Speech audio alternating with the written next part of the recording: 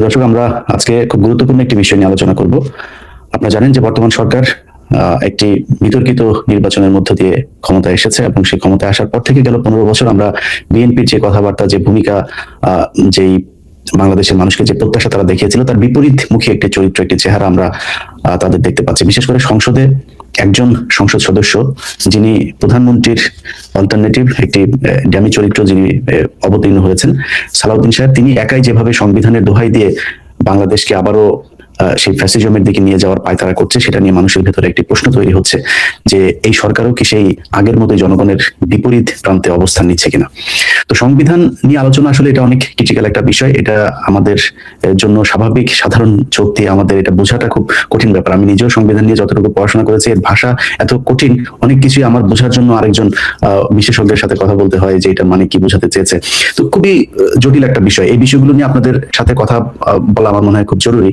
যে কারণে আমরা চিন্তা করলাম যে খুব সহজভাবে সংবিধানের যে দোহাই দিয়ে বর্তমান সরকার আমাদেরকে নানান ধরনের হাইকোর্ট দেখানোর চেষ্টা করছে, সেই জায়গা থেকে আসলে সংবিধান নিয়ে তারা যে কথাগুলো বলছে সেগুলোর সাথে আসলে বাস্তবে সংবিধানের ভেতরে কি আছে, খুব সহজ সাবলীল ভাষায় আপনাদেরকে আমরা আজকে একটু বোঝানোর চেষ্টা করব। আমার সাথে আছেন অ্যাটর্নি শেখ সেলিম, যিনি মেধাবী একজন ঢাকা বিশ্ববিদ্যালয়ের শিক্ষার্থী এবং তার সংবিধান নিয়েও যথেষ্ট পাণ্ডিত্য আছেন, যিনি প্রায় 3 দশক ধরে নিউ ইয়র্কে আইন পেশার সাথে জড়িত আছেন। অ্যাটর্নি শেখ সেলিম, আপনাকে ধন্যবাদ জানাচ্ছি। আমরা যেহেতু খুবই একটি কি বলবো যে কমপ্লেক্স একটি বিষয়, এই বিষয়টি নিয়ে আমার মনে হয় যারা জানেন তাদের কাছ থেকে শোনা দরকার, সে কারণে আপনাকে আমাদের আজকে আমন্ত্রণ জানানো। আমি আপনার কাছে প্রথম প্রশ্ন যেটা রাখতে চাই সেটা হচ্ছে যে, যেটা বলা হচ্ছে যে এই সংবিধানের ধারাবাহিকতা রক্ষা করার জন্যই অনেক কিছু করতে হচ্ছে, বিশেষ করে চুপপুকে রাখতে হয়েছে এই সংবিধানের দোহাই দিয়ে তারা। আমি খুব মানে অবাক হয়ে দেখলাম যে সালাউদ্দিন সাহেব তিনি বলেছেন যে এই সংসদ হচ্ছে এটি একটি সভারেন পার্লামেন্ট, এটাই নাকি সর্বে সর্বা, এর উপরে আর কোনো কিছু নাই। এই কথাটা বলার পরেও দেখলাম যে কেউই কোনো ধরনের প্রত্যুত্তর করেন, এটার কোনো যুক্তি, কোনো কিছুই কেউ পাল্টা যুক্তি তুলে ধরেন নাই। তো আমরা এই যে পার্লামেন্ট শুরু হয়েছে, এই পার্লামেন্টের মাধ্যমেই আইন করে তারপরে প্রতিটা জিনিস এই পার্লামেন্ট সেই আগের সংবিধানেই যেতে হবে, এই সংবিধানের ধারাবাহিকতা রক্ষা করেই সবকিছু থাকতে হবে। আসলে কি সংবিধানের ধারাবাহিকতা আছে কিনা? আপনার ভিউয়ারদের আমি স্বাগত জানাচ্ছি বা সালাম জানাচ্ছি আপনার মাধ্যমে। ওকে, আপনার প্রশ্নটা উত্তর দিতে হলে আমাদের একটু ব্যাকগ্রাউন্ডে যাইতে হবে। তার কারণ আমি বলি যে জুলাই অগাস্ট 2004 এর রেভলিউশন বা ম্যাস আপরাইজিং এরপরে কি হয়েছে, এইটা it created a complete break in constitutional governance and the constitutional order যেটা ছিল সেটা পুরাটাই ভেঙে পড়ে। আমি আপনারে বলছি সেটা, যেমন ধরেন আওয়ামী লীগ গভর্নমেন্ট গত 17 বছর ধরে যে দুঃশাসন, অপশাসন, হত্যা, গুম, বিরোধী দলের সাপ্রেশন করে, ইলেকট্রাল সিস্টেম রে ইরোশন করে এবং সিভিল লিবার্টি অর্থাৎ মানুষের মৌলিক অধিকার বা মৌলিক অধিকারকে ধ্বংস করে যে শাসন চালাইছিল, সেই শাসনটা কি হলো, যেটার আনডিসপিউটেড ফ্যাক্ট, যেটাকে কোনো বিতর্কিত করা যায় না, একটা আন্দোলন হয়ে গেল, একটা বিপ্লব হয়ে গেল। 5ই অগস্ট শেখ হাসিনা তার গভর্নমেন্ট কোলাপস করলো, মানে পতন হলো। পতন মানে কি? এর পতনের তো একটা ধারাবাহিকতা আছে। তার পতনের পরে তারা কেউই দেশে থাকলো না। আমি সেটা বলি আপনারা, কোনো কনস্টিটিউশনের আন্ডারে যদি শাসন চলে, সে কনস্টিটিউশন ইফেক্টিভ থাকতে হয়, কনস্টিটিউশনাল স্ট্রাকচার গুলা অর্থাৎ অর্গান গুলা ইনট্যাক্ট থাকতে হয়। তাইলেই বুঝবেন যে কনস্টিটিউশন কন্টিনিউ করছে বা কনস্টিটিউশনের ধারাবাহিকতা রক্ষা হচ্ছে। এখানে আমরা দেখছি কনস্টিটিউশনাল র্যাপচার, অর্থাৎ কনস্টিটিউশনাল টোটালি স্টপ ওয়ার্কিং, এর কোনো ফাংশনই ওয়ার্ক করছিল না। আমি আপনাদের একে একে বলছি। জুলাই বিপ্লবের ইমিডিয়েট পরে 5ই অগাস্টে কি হলো?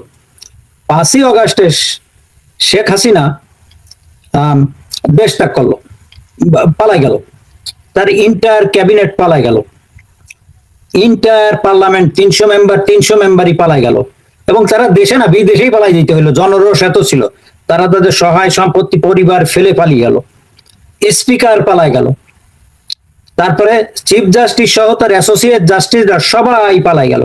তো একটা সরকারের 3টা অঙ্গ, নির্বাহী, বিচার বিভাগ এবং আইন বিভাগ, কেউ থাকলো না, সবাই পালাই গেল। তারপরে কি হইলো? লোকাল গভর্নমেন্ট গুলোতে যারা ছিল, উপজেলা চেয়ারম্যান, ইউনিয়ন কাউন্সিলর, তারাও পালাই গেল। সিভিল বিউরোক্রাসি যারা ছিল, সচিব সচিব পুলিশ সমস্ত কিছু পালাই গেল। এদের কোন দিস আর আনডিসপিউটেড ফ্যাক্টস। প্রেসিডেন্টও দোয়া ইউনুস পড়তেছিল, he was on the verge of flying. তারপরে সাম পিপল কইছি তারে বলছে না আপনি থাকেন। ওকে, তারপরে কি হলো, রাষ্ট্রযন্ত্রের বিরাট এক শূন্যতার সৃষ্টি হলো, আইনগত শূন্যতা, কনস্টিটিউশনাল অর্ডার, কনস্টিটিউশনাল গভর্নমেন্ট যারা শেখ হাসিনার রেজিম ছিল তারা সবই ভেঙে পড়লো। তার মানে কি কনস্টিটিউশন হলো র্যাপচার্ড, এটা একটা শব্দ হচ্ছে কি কনস্টিটিউশন স্টপ ওয়ার্কিং। এইখানে কারা টু কভার করলো, এবং with the convergence of political parties, people, all armed forces এবং রিভোল্টিং পিপুল সবাই মিলে একটা সরকার গঠন করলো। তার নাম দেওয়া হলো ইন্টারিম গভর্নমেন্ট। ওকে, এখন প্রশ্ন হচ্ছে কনস্টিটিউশন যদি ধারাবাহিকভাবে চলতে হয় তাইলে এই গভর্নমেন্টটা হতে হবে, ইন্টারিম গভর্নমেন্টটা হতে হবে কনস্টিটিউশনের আন্ডারে। কিন্তু আপনি কনস্টিটিউশন পড়ে দেখবেন it's a extraordinary extra constitutional government, যেটা কনস্টিটিউশনের বাইরে। আপনি কোনোভাবেই এটা কনস্টিটিউশনে হবে না। তারা এসে সভরেন্টি, দে অ্যাসিউমড পাওয়ার, সমস্ত পাওয়ার তারা অ্যাসিউম করে নিল with the support of the revolutionary forces এবং সব জনগণের। যারা দেশে ছিল তারা কোনো ইয়েতে ছিল না। তো যে কনস্টিটিউশনাল অর্ডারটা কি আমাদের বাংলাদেশে সেই সময় এখনো যে ওল্ড কনস্টিটিউশন আছে, ইট প্রেসক্রাইবস, এইটা প্রেসক্রাইব করে, অর্থাৎ এইটা লিপি সংঘবদ্ধ করে স্বনির্বন্ধন করে কি পার্লামেন্টারি ফর্ম অফ গভর্নমেন্ট, মন্ত্রী পরিষদ শাসিত সরকার। মন্ত্রী, প্রাইম মিনিস্টার নাই, মন্ত্রীরা নাই, পার্লামেন্ট নাই, সিভিল বিউরোক্র্যাটরা নাই, পুলিশ বাহিনী ডিসম্যান্টেলড হয়ে গেল। সুতরাং এইটা এসে এই শূন্যতা কে পূর্ণ করলো? এই শূন্যতা পূর্ণ করলো ইন্টারিম গভর্নমেন্ট। তারা সমস্ত সভরেন পাওয়ার অর্থাৎ সার্বভৌম পাওয়ারটা তারা গ্রাপস করলো, এবং তাদের তো কোনো রকমের ভ্যালিডিটি দেওয়া যাবে না এই কনস্টিটিউশনের আন্ডারে। তার কারণ constitution stopped working on August 5th। So constitution displaced হয়ে গেল প্র্যাকটিক্যালি, এবং with the concept of all state organs, powers, public at large, political quarters, everybody, এবং হল শাসনযন্ত্র এসে ইউনুস সরকারের আনুগত্য স্বীকার করলো। তার মানে কনস্টিটিউশনাল অর্গানের কোনোটাই আর ইফেক্টিভ থাকলো না। কনস্টিটিউশনাল শাসনটা পুরা বন্ধ হয়ে গেল। ইট স্টপড ওয়ার্কিং কমপ্লিটলি, সিসেশন। বিচার বিভাগ, আইন বিভাগ, নির্বাহী বিভাগ সব নতুন করে ইউনুসের বর্ষতা স্বীকার করলো। ইউনুস তো কোনো কনস্টিটিউশনাল গভর্নমেন্ট না, কোনো লয়ার কেউ কিছু বলতে পারবে না, কোনোভাবেই দেখাইতে পারবেন না আপনি এটা। It's impossible. তার কারণ আপনি প্র্যাকটিক্যাল জিনিসটা, এই পলিটিক্যাল ফ্যাক্টসটা এবং প্র্যাকটিক্যাল ফ্যাক্টস, এটা তো আপনি রিপ্লেস করতে পারছেন, এটা তো সত্যি কথা, ইজ আনডিসপিউটেড। তারপরে তারা কি করলো, তারা অর্ডার ইস্যু করা শুরু করলো, তারাই রাষ্ট্রটা চালালো এক্সটেন্ডেড পিরিয়ড। 1.5 বছরের পরে তারা রেগুলেশন করলো প্রায় 133টা। এগুলো কেন এরা করেছে? Constitution was not the source, because ওই যে আমাদের দেশে একটা কথা বলে না, যেমন আগে, বর্তমানে যারা বলছে তারাও বলছে, আগেও সবাই বলছে, মরহুম বেগম খালেদা জিয়া বলছে যে কনস্টিটিউশন ছুড়ে ফেলে দেওয়া হয়েছে। ডিসপ্লেসমেন্ট মানেই ওইটা, ফেলে দেওয়া হয়েছে।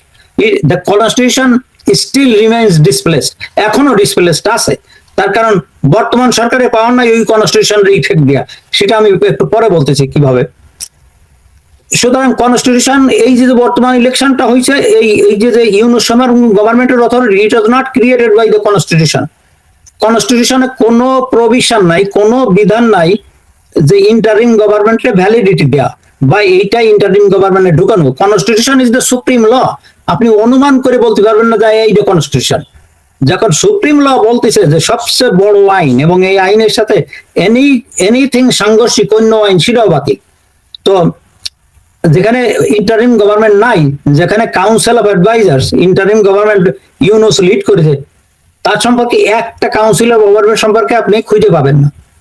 এখানে আমি আর একটা কথা বলি, কিছু কিছু সময় শোনা যায় যে বাংলাদেশের লোকজন বলেন যে ওয়েল সুপ্রিম কোর্ট তো এটি অ্যাপ্রুভ করেছে 106 আর্টিকেল 106 এর মাধ্যমে। Supreme court still is bound under the constitution. আর 106 আর্টিকেল পড়ে দেখেন, এইটা ওই নতুন গভর্নমেন্ট অর্থাৎ ইন্টারিম গভর্নমেন্ট ক্রিয়েট করার ক্ষমতা সুপ্রিম কোর্টের নাই। আর এইটা হলো মিয়ার, is a very limited non-binding nature of power in 106A. It's a advisory power. President দেওয়ার advisory power. প্রেসিডেন্ট এই অ্যাডভাইসটা মানতেও পারে, নাও মানতে পারে। সুতরাং এটা আমরা জুডিশিয়াল আইনের ভাষায় বলি it's not a adjudicative power, it's merely advisory consultative power. অর্থাৎ কনসালটেট করতে পারে, আপনি আমার সঙ্গে একটা জিনিস কনসাল্ট করতে পারেন, আমি কি বললাম সেটা আপনি নিতেও পারেন, নাও নিতে পারেন, এর বেশি কিছু না। ইটস নট অ্যাডজুডিকেটিভ পাওয়ার, অর্থাৎ এটা অ্যাডজুডিকেট করে দিলাম, বিচার করে দিলাম, এটা বাইন্ডিং ন। আর সুপ্রিম কোর্টের এই কনস্টিটিউশনাল পাওয়ার নাই যে উনি একটা নতুন ফর্ম অফ গভর্নমেন্ট সৃষ্টি করতে পারে। সুপ্রিম কোর্ট এই পাওয়ারটা কারো নাই। এই পাওয়ার কনস্টিটিউশন অ্যামেন্ডমেন্ট করেও না। This is the basic structure of the constitution. Form of government করতে হলে নতুন কনস্টিটিউয়েন্ট পাওয়ার দরকার। পার্লামেন্টের ডেরিভেটিভ কনস্টিটিউয়েন্ট পাওয়ার আছে, কিন্তু মূল পাওয়ার নাই। সেটা আপনার ওই ইসের কেসে বলা আছে, বাংলাদেশের ওই যে 5th অ্যামেন্ডমেন্ট 7th অ্যামেন্ডমেন্ট কেসে বলা আছে, এবং আনোয়ার হোসেন চৌধুরীর কেসে বলা আছে। এগুলা ওই সময় যে জাজরা নিয়েছিল, আমি তাদের অনেক ক্রেডিট দেবো। এগুলো বহু দেশের জুরিসপ্রুডেন্স ঘেটে নেওয়া হয়েছে, তার কারণ ওই কেসগুলোর যে প্রিন্সিপাল আমি এক্স্যাক্টলি ওয়ার্ড বাই ওয়ার্ড মিল পাইছি আমেরিকান কনস্টিটিউশনাল কেসে, যেটা 1800 পর্যন্ত মানে পিছনে যে আমেরিকান সুপ্রিম কোর্টের রায়গুলো দিছে। সুতরাং এই কেসগুলোর ক্রেডিবিলিটি আছে। দুইটা বোধহয় দেওয়া চিফ জাস্টিস খায়রুল হকের, উনি আমার টিচার ছিলেন, ওনার 11 তত্ত্বাবধায়ক সরকার বাতিলের জাজমেন্ট নিয়ে প্রশ্ন করে দেয়, কিন্তু এইগুলো very well structure, well reason, এবং খুবই গাইটি গুটে উনি এই রায়গুলো দিচ্ছেন, যার জন্য এ নিয়ে তেমন কোনো কন্ট্রোভার্সি হয় নাই, এবং it's remains a binding principle of constitutional law in Bangladesh. আর এটা অ্যাপিলেট ডিভিশন, এটা ফাইনাল ডিসিশন। এই ডিসিশনের আন্ডারে যেমন Bangladesh Italian marble works versus Bangladesh 5th amendment case বলা হয়, এই ডিসিশনের আন্ডারে এবং কনস্টিটিউশনাল জুরিসপ্রুডেন্সের অর্থাৎ কনস্টিটিউশন আইনের, শুধু বাংলাদেশে না, এটা ওয়ার্ল্ড ওয়াইড, এখানে রিটেন কনস্টিটিউশন আছে, সেইটার আন্ডারে ইউনুস সরকারের কোনোভাবে কোনো উপায়ে এইটারে কনস্টিটিউশনাল গভর্নমেন্ট বলা যাবে না। তার মানে ইনস্টিটিউশন ইউনুস নেওয়ার আগে 5ই অগাস্টেই কনস্টিটিউশন র্যাপচার্ড হয়ে গেছে, ডিসপ্লেসড হয়ে গেছে, অর্থাৎ এটা ছুঁড়ে ফেলে দেওয়া হয়েছে। ছুঁড়ে ফেলে মানে এটা ফেলে দেওয়া হয়েছে। তারপরে ওনারা তো এখন ওনাদের ভরসা তো এখন ওই যে আর্টিকেল 106, আপনি যে অ্যামেন্ডমেন্টের কথা বললেন, ওইটা তো ওনারা যেতে চায় না। ওনাদের মানে ধরেন আওয়ামী লীগের মূল পুঁজি হচ্ছে 72-এর সংবিধান, তারপরে যদি ধরি 4th অ্যামেন্ডমেন্ট পর্যন্ত, তাই না? কিন্তু বিএনপির মানে মূল কি? বিএনপির মূল হচ্ছে 5th অ্যামেন্ডমেন্ট। 5th অ্যামেন্ডমেন্ট তাদের ধরা হচ্ছে, তারা 5th অ্যামেন্ডমেন্ট এখন মানে না, যতটুকু তাদের কার্যক্রমে বোঝা যাচ্ছে। তো তাদের এখন মূল পুঁজি 106, এর বাইরে কোনো কিছু। আমি সালাউদ্দিন সাহেব উনি সাংবাদিকদেরকেও এই প্রশ্নের উত্তরে উনি 106-এর এটাকে রেফারেন্স দিয়েছেন। তো শোনেন, যারাই 106, আমিও নিজে শুনছি, শুধু সালাউদ্দিন ভাই না, অন্যরাও বলছে, কিন্তু যারা বলছে তাদের আমি সবিনয়ে অনুরোধ করব যে 106টা একটু পড়ে দেখতে, এবং ধরেন ব্যক্তিগত লোক পড়ে বোঝে, অনেক আইনজীবী যারা কনস্টিটিউশনাল সামান্য একটু বোঝে বা যে কোনো 106 কোনো অ্যাডজুডিকেটরি পাওয়ার না। ইটস একটা সবকিছু আর্গুমেন্ট শুনে সুপ্রিম কোর্ট একটা জাজমেন্ট দিল, সেটি অ্যাডজুডিকেটরি পাওয়ার। আর সুপ্রিম কোর্টে বলা হলো এই ব্যাপারে একটা ওপিনিয়ন দাও আমারে, সেইটা হলো অ্যাডভাইজরি পাওয়ার। অ্যাডভাইজারি পাওয়ার, ইভেন অ্যাডভাইজারি পাওয়ার এটা কোনো রায় না, এটা মিয়ারলি একটা অ্যাডভাইজরি পাওয়ার। পড়ে দেখেন, ওখানে বলা আছে একদম clear, simple language, is text clear. আমি বাংলা পড়ি না, ইংরেজিটা পড়েছি, ইজ ক্লিয়ার। যারা একটু ব্যাখ্যা জানে, ব্যাখ্যা দিতে বলছে, তাদের কাছে এটা ক্লিয়ার, এবং কেউ এইটা বলতে পারবে না। এখন ধরেন আমি যদি বলেন ওনারা যে এইটার মাধ্যমে সুপ্রিম কোর্ট এটা ভ্যালিডিটি দিছে, আচ্ছা ভ্যালিডিটি দিছে আগে সুপ্রিম কোর্ট, আই থিঙ্ক 1956 বা 55-এ Pakistan supreme court Ayub government বা 58 আইয়ুব গভর্নমেন্টে ভ্যালিডিটি দিয়েছিল, বলছিল যে ডক্ট্রিন অফ নেসেসিটি। এই পাকিস্তানও এই ডক্ট্রিন অফ নেসেসিটি ইফতেখার আহমেদের জাজে টেড অ্যাবান্ডেন্ট। আর আমাদের 5th avenue Anwar Chowdhury case 89, এবং 5th অ্যামেন্ডমেন্ট কেস কত সালে আমি মনে নাই, এবং কুদরতি খুদা ইলাহি কুদরতি খুদা পানির ভার্সেস বাংলাদেশ এই কেসে, এবং ওই মার্বেল ভার্সেস, এখানে বলা হয়েছে ডক্ট্রিন অফ নেসেসিটি কোনো অবৈধ শাসনকে ভ্যালিডিটি দিতে পারে না। সো দ্যাটস এ ওয়ার্ড, এবং সুপ্রিম কোর্ট এটা ওভাররুল করে দিয়েছে। লেট আলোর সেটা সুপ্রিম কোর্টে তো সেটাই অ্যাডজুডিকেটিভ পাওয়ারের ভিতরে দিয়েছিল, কিন্তু এখানে অনেক বেশি এখানে হলো অ্যাডভাইজরি পাওয়ার, এটা কোনো অ্যাডজুডিকেটিভ পাওয়ার না। ইভেন সুপ্রিম কোর্ট ইউনুস সরকারকে বলতে পারে না যে ওকে এটা আন্ডার কনস্টিটিউশনের ভিতরে valid, there is no way এইটা বলা। আগের নজিরে নাই, কনস্টিটিউশনাল যে ল্যাঙ্গুয়েজ আছে সেটাও নাই। তার কারণ কনস্টিটিউশনে বলা আছে পার্লামেন্টারি ফর্ম অফ গভর্নমেন্ট, অর্থাৎ মন্ত্রী বৈশিষ্ট্য শাসিত সরকার। এখানে কোনো ইন্টারিম সরকারের কোনো প্রভিশনই নাই। অ্যাডভাইজারি কাউন্সিল অর্থাৎ এর কোনো প্রভিশন নাই। 106 এর ভিতরে দিয়ে কোনো আনকনস্টিটিউশনাল রেজিমকে কনস্টিটিউশনের ভিতরে দেওয়ার পাওয়ার সুপ্রিম কোর্টের নাই। আমরা আইনের ভাষাকে ইজ আল্ট্রা ভিরাস দ্য পাওয়ার। তার কারণ কনস্টিটিউশনে যেটা নাই সুপ্রিম কোর্ট সেটা বলতে পারে না এই গুজামিল দেওয়ার অধিকার সুপ্রিম কোর্টের নাই। ইট ল্যাক্স জুরিসডিকশন, অর্থাৎ এদের এখতিয়ার বহির্ভূত এটা সুপ্রিম কোর্টের। এবং 106 এর আন্ডারে কোনো অবৈধ রেজিমরে আনকনস্টিটিউশনাল রেজিমরে ভ্যালিডিটি দেওয়ার পাওয়ার সুপ্রিম কোর্টের নাই। তার কারণ আমি বলি যে ওই কেসে বলা হয়েছে যে Bangladesh Italian marble works versus Bangladesh, এখানে অ্যাপিলেট ডিভিশন বাংলাদেশ সুপ্রিম কোর্টের এখানে বলেছে any regime is not in the constitution is unknown to the constitution, মানে এটা কনস্টিটিউশন নাই। সিমিলারলি একইভাবে ইন্টারিম গভর্নমেন্ট ইলেকশনের অনির্বাচিত সরকারের কোনো প্রভিশন কনস্টিটিউশনের নাই। So it is unknown to the constitution. আরো বলা হয়েছে যে it is void ab initio. এই প্রিন্সিপল যত দেশের রিটেন লিখিত সংবিধান আছে তার সঙ্গে সঙ্গতি আছে, এইটা অসঙ্গতিপূর্ণ না। অসঙ্গতিপূর্ণ ওইটা হবে যদি তারা বলে ইউনুসের ইন্টারিম গভর্নমেন্ট অন্তর্বর্তীকালীন সরকার এটি সাংবিধানিক, তাইলে টোটালি সংবিধানের ল্যাঙ্গুয়েজের সাথে এই রায় অসাংবিধানিক হয়ে গেল। ইউনুসের সংবিধান, ইউনুসের শাসন, government from the very moment তাই আনকনস্টিটিউশনাল ছিল। আমরা এই ধরনের গভর্নমেন্টকে আইনে কি বলা হয় জানেন? এই ধরনের গভর্নমেন্টের আইনে বলা হয় এক্সট্রা কনস্টিটিউশনাল গভর্নমেন্ট, অর্থাৎ অসাংবিধানিক গভর্নমেন্ট অথবা বিপ্লবী সরকার। তো ইউনুসের সরকার কেউ বিপ্লব বলে আর না বলে, এইটা বাই ল এটা বিপ্লবী সরকার ছিল, তাই ছাড়া এর ক্লাসিফাই করার অন্য কোনো ইয়ে নেই। কিন্তু ধরেন আপনি যেটা বললেন যে সরকারের 3টা বিভাগই অ্যাবলিশ হয়ে গেল, তারা মিসিং। এখন যদি বলে যে তারা রাষ্ট্রপতিকে রেখেছেন এই জন্যই রাষ্ট্রপতি সেই ধারাবাহিকতাটা, আমি বলি রাষ্ট্রপতি সেই প্রশ্নে যাই। রাষ্ট্রপতির পদও খালি হয়ে গেছে লিগালি। আমি আপনাদের বলতেছি রাষ্ট্রপতির পদ কেন খালি হয়েছে লিগালি। এই president is elected by parliament এবং ফাংশন এই president elected by the parliament হয়েছে তো, তাই তো? এখন পার্লামেন্টই পালাই গেছে, প্রাইম মিনিস্টার নাই, ক্যাবিনেটও নাই, তার জুডিশিয়ারিও নাই। তো president operates under the parliamentary system, তার স্ট্রাকচার, তার ফাউন্ডেশন হলো পার্লামেন্টারি সিস্টেম। ফাউন্ডেশন রিমুভ করা হয়ে গেছে, ফাউন্ডেশন সব ধরেন নিচের ভেঙে পড়েছে, তাহলে কি বিল্ডিং থাকবে? বিল্ডিং থাকবে না। সো এইটা নিয়ে আর একদিন খুব বিস্তারিত বলা যাবে, যখন the constitutional office cannot sustain without functioning constitution. তো এটা তো কনস্টিটিউশনাল অফিস প্রেসিডেন্টের, যেখানে কনস্টিটিউশনাল নাই, ফাংশনিং সাপোর্ট গুলো নাই, হি ক্যানট অপারেট অন দ্যাট। ওনার রাষ্ট্রপতি পদ খালি হয়ে গেছে। এইটি নিয়ে আপনি আরেকদিন করেন, আমি বেশি ইয়ে না করি এখানে। যেহেতু অফিস যে রাষ্ট্রপতি অফিস ডিপেন্ডস করে কনস্টিটিউশনের উপরে। তাহলে সরকারের এখন করা উচিত কি? সরকারের আমি বলতেছি, আমি বলে পরে আসছি যে রাষ্ট্রপতি পদ এক্সিস্ট করে, সেখানে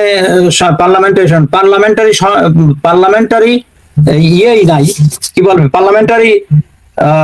পার্লামেন্টই নাই। আর কনস্টিটিউশন তো রিপ্লেসড হয়ে গেছে, নতুন সরকার আছে যেটা কনস্টিটিউশনটা এক্সট্রা কনস্টিটিউশনাল গভর্নমেন্ট বা বিপ্লবী গভর্নমেন্ট। সেখানে তো প্রেসিডেন্ট অকার্যকর, প্রেসিডেন্ট তো সেখানে কিছুই না। প্রেসিডেন্টের অফিস লিগালি ইয়ে গেছে। আমরা আইনের ভাষায় যে নন এক্সিস্টেন্স অফিস, যদিও উনি বডি নিয়ে নিয়ে আসে, সেইটা ফিজিক্যাল এক্সিস্টেন্স আর legal existence is two different ব্যাপার। আপনি আরেকটা প্রোগ্রাম করেন, এটা আমি পুরো সেটা বলবো, বুঝছেন না? যে প্রেসিডেন্টের কোনো পদ নাই, উনি এখন দামি, ওনারে কেউ রাখছে কিন্তু উনি লিগালি নাই, এটা পদ শূন্য হয়ে গেছে 5 তারিখে। এবং 5 তারিখে তো শূন্য হয়েছে, 8 তারিখে ইউনুস গভর্নমেন্ট আসার পরে উনার কোনো অস্তিত্ব নাই। তো সেইটা হলো ব্যাপার।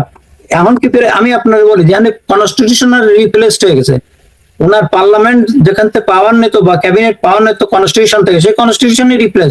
That's not effective. There is a new government, যারা সভরেন্টি সার্বভৌম পাওয়ারের অধিকারী হয়ে গেছে, তাদের কথাই রাষ্ট্র চলতেছে।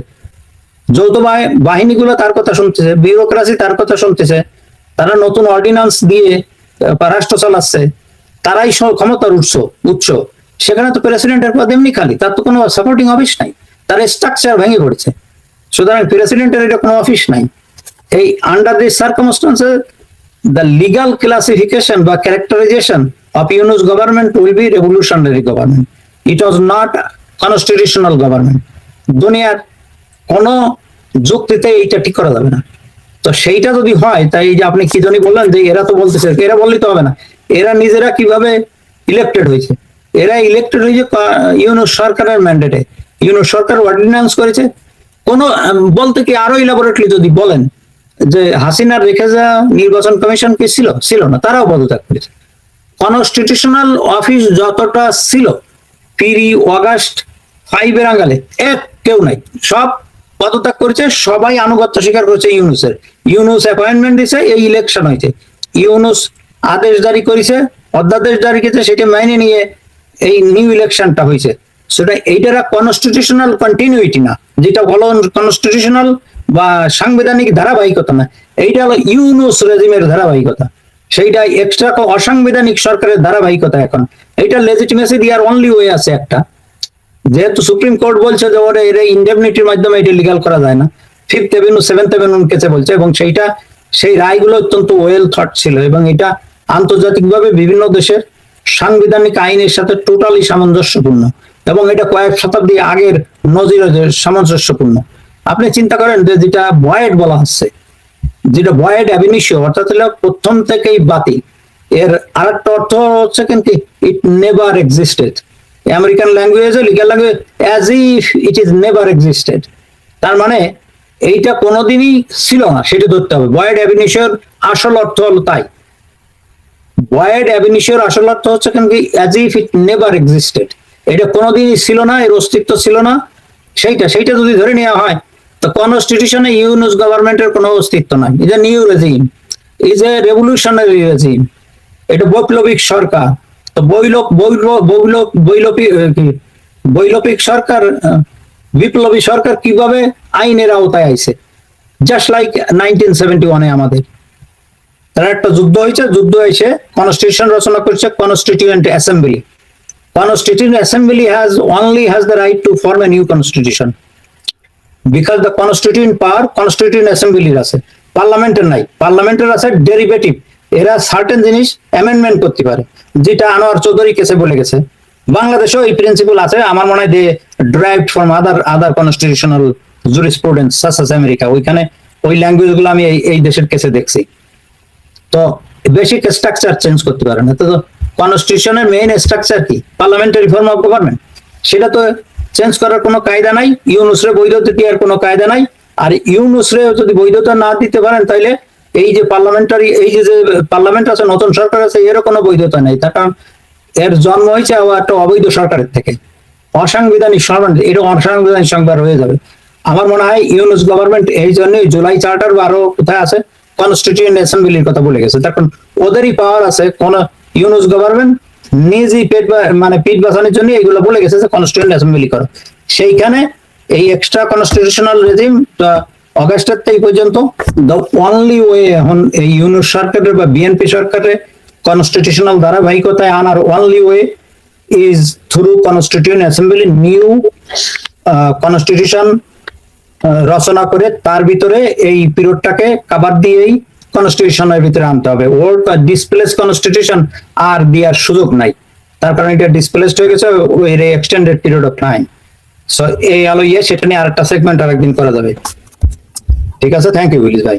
প্রিয় দর্শক, অনেক ভারী আলোচনা, তো আপনাদের খুব সহজভাবে বোঝানোর চেষ্টা করেছেন সেলিম ভাই। আমি খুব সংক্ষেপে আপনাদেরকে আমার একটু বক্তব্য বলি, আরো সহজভাবে আমি আপনাদেরকে একটু বোঝানোর চেষ্টা করি। মনে করেন কথার কথা উনি যা বললেন যে একটা সরকারের সবগুলো অর্গান সব শেষ হয়ে গিয়েছে, শুধু মনে করেন রাষ্ট্রপতিকে যদি আমরা ক্যাপ্টেন ধরি, জাহাজ ডুবে গিয়েছে, ওই ক্যাপ্টেনের তো আর জাহাজ চালানোর কোনো সুযোগ নেই। আমাদেরকে আবার জাহাজ নতুন করে মেরামত করতে হবে, তারপরেই হবে। দেখেন, ব্রিটিশরা যখন এই দেশ থেকে যায়, তখন আপনারা অনেকেই হয়তো এই জিনিসটা জানবেন কিনা, ভারত আর পাকিস্তান কিন্তু সাথে সাথে স্বাধীন হয়ে যায়নি। ভারত আর পাকিস্তানকে ব্রিটিশরা কন্ডিশন দিয়ে গিয়েছিল যে যেদিন তোমরা তোমাদের এই দুই জাতিতত্ত্বের ভিত্তিতে তোমাদের দুইটা দেশ হইলো, কিন্তু যেদিন তোমরা কনস্টিটিউশন করবে সেদিন থেকে এটা কার্যকর হবে। ব্রিটিশরা যে ছেড়ে গেল, তোমাদের নতুন রাষ্ট্র যে হলো, এটা সেদিন থেকে কার্যকর হবে। সো পাকিস্তান কিন্তু একদিনে কার্যকর হয়েছে, ওরা যেদিন ওদের কনস্টিটিউশন কমপ্লিট করেছে। ভারত যেদিন তাদেরটা কমপ্লিট করেছে, দুইটা কিন্তু আলাদা আলাদা দিনে হয়েছে। 14ই আগস্ট বা 15ই আগস্ট কিন্তু ওইটা হয় নাই। অতএব যখন এই ধরনের ব্রেকডাউন হবে তখন নতুন একটা কনস্টিটিউশন হবে, তারপরে সেটা হবে। 72-এর যে সংবিধান নিয়ে ওরা চিল্লাপাল্লা করে, 72-এর সংবিধান সবার আগে শেখ মুজিব শেষ করে দিয়ে গেছে। শেখ মুজিব আমৃত্যু তার যে 4র্থ সংশোধনী, আপনি 72-এর সংবিধান আর 4র্থ সংশোধনীর পরে যদি সংবিধানের মেলান কিছু পাবেন না। সব যত শয়তানি সব করে গিয়েছে শেখ মুজিব নিজে। ওইখানে রাজনীতি নিষিদ্ধ, পত্রিকা নিষিদ্ধ, কথা বলার স্বাধীনতা নিষিদ্ধ, সব নিষিদ্ধ। তো সেটা তো সেই 72-এর সংবিধান শেখ মুজিব নিজে কবর দিয়ে গিয়েছে, ওইটা নিয়ে এত লাফালাফি কেন? এখন বিএনপিকে যেটা যেতে হবে 5ম সংশোধনী, যেটা শহীদ প্রেসিডেন্ট জিয়াউর রহমান করে দিয়ে গিয়েছেন। সেখানে যদি যায়, বাংলাদেশের জামাত বলেন, এনসিপি বলেন, বাংলাদেশের মানুষ বলেন, আমি বলেন, আমাদের কারোর কোনো অভিযোগ থাকবে না। 5ম সংশোধনীতে যা করে গিয়েছেন শেখ এই জিয়াউর রহমান সাহেব, সেটা করেন। সব বিতর্কের পরে যেটা বলা হচ্ছে যে গণভোটটাকে সবচাইতে তুচ্ছ তাচ্ছিল্য করে কথা বলা হচ্ছে। দেখেন, সংবিধানের মানে সংবিধান নিজে যেটা করছে, সুপ্রিম কোর্টের রায় যেটা বলা হয়েছে যে সংবিধানে যা লেখা আছে তা সংবিধান না, জনগণ যেটা রায় দেবে সেটাই সংবিধান। সুপ্রিম কোর্টের রায় বলছে এটা। অতএব সংবিধানের উপরে জনগণের রায়। জনগণের রায় কি? জনগণের রায় হচ্ছে গণভোট।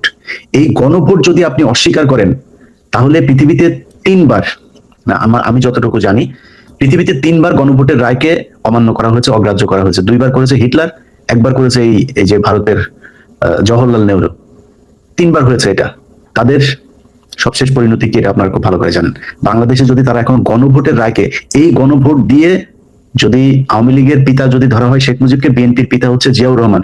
এই জিয়াউর রহমান ক্ষমতায় এসেছিলেন এই গণভোট দিয়ে, এবং তিনি এই গণভোটকে তিনি সংবিধানে সংযুক্ত করে দিয়ে গেছেন 5th অ্যামেন্ডমেন্টে।